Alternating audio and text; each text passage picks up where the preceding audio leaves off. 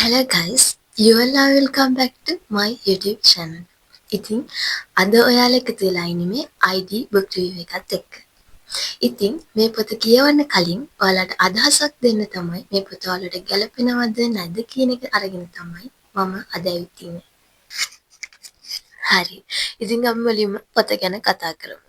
ඉතින් මේ ඇවිල්ලා ID book එක මේක ලියන්නේ මොහාඩ් රාජ් මඩවලයන්. ඒ වගේම 2021 ස්වර්ණ පුස්තක සම්මානයට නිර්දේශ වෙච්ච පොතක් තමයි මේක.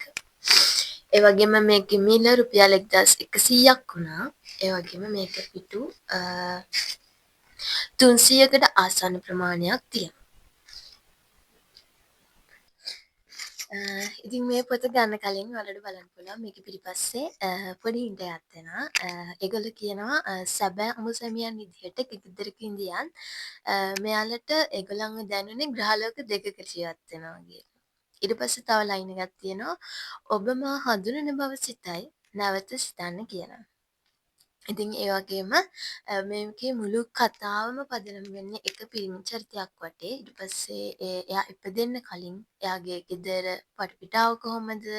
ඊට පස්සේ එයාගේ ළමා කාලේ කොහොමද හැදිලා වැඩෙන්නේ? ඊට පස්සේ එයාගේ තරුණ කාලේ ඊට පස්සේ මැදි වයස වෙනකම්ම මේ කතාව යනවා. ඉතින් මේ තරුණයාගේ ජීවිතය ගත්තොත් හරිම වෙනස්. දැන් අපි අදකින සම්ප්‍රදායික ජීවිතයකට වඩා මේ තරුණයාට හිමි වෙන සහ එයා තෝරගන්න ජීවිතය ඇවිල්ලා ඉතින් සාම්ප්‍රදායික ජීවිතයෙන් හරිම වෙනස් වෙච්ච චරිතයක්.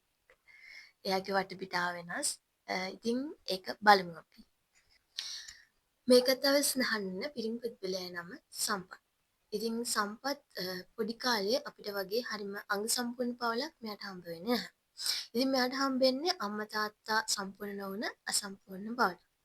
ඉතින් මෙයාගේ පොඩි කාලය ඇතුලේ මෙයාට සමහර අවස්ථාවලදී ලිංගික අතවරවීම් වලටත් මුහුණ දෙන්න සිද්ධ වෙනවා. ඒ වගේම මේ පුංචි ළමයා ලොකු වෙලා තරුණයෙක් වෙනකොට මෙයා ආදරය කරන්න තෝරගන්නේ සාම්ප්‍රදායික විදිහට නෙමෙයි. ඉතින් මෙයා ආදරය කරන්න තෝරගන්න කාන්තාව ගත්තොත් එයත් සාම්ප්‍රදායිකෙන් පිටයි. ඒ වගේම මෙයා විවාහ කරගන්න කාන්තාවත් ඒගොල්ලෝ අතර තියෙන සම්බන්ධතාවයත් සම්ප්‍රදායෙන් පිටයි. ඒත් එයාට ඒක ගැළපෙනවා කියන විදිහට තමයි එයාගේ තීරණ ගන්න. පවුල කියන කන්සෙප්ට් එක වගේම ආදරය කියන එකට එයා අර්ථකථන දෙන්නේ අපි සමාජයෙන් දීලා තියෙන අර්ථකථන නෙමෙයි. එයාටම හොඳයි කියන අර්ථකථන වලට අනුව තමයි එයා එයාගේ ජීවිතය ගලාගෙන යන්නේ.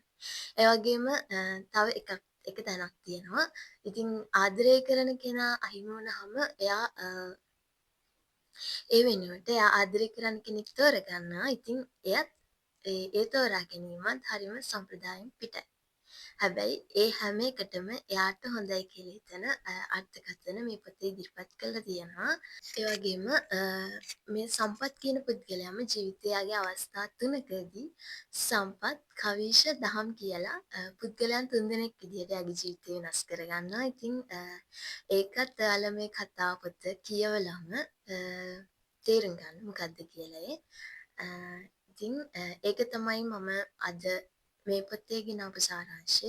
ඉතින් මේ පොත පුරාවට මම දැකපු තවත් සුවිශේෂීම දෙයක් තමයි අතිශයෝක්ති කියන එක. මේ කතා පොත ආරම්භයේ ඉඳන් අවසාන වෙනකම්ම සෑහෙන අතිශයෝක්ති තියෙනවා. ඉතින් අදට මම ගිහින් එන්නම්. තවත් book review එකකින් හම්බ වෙනකම්. Thank you for watching my video.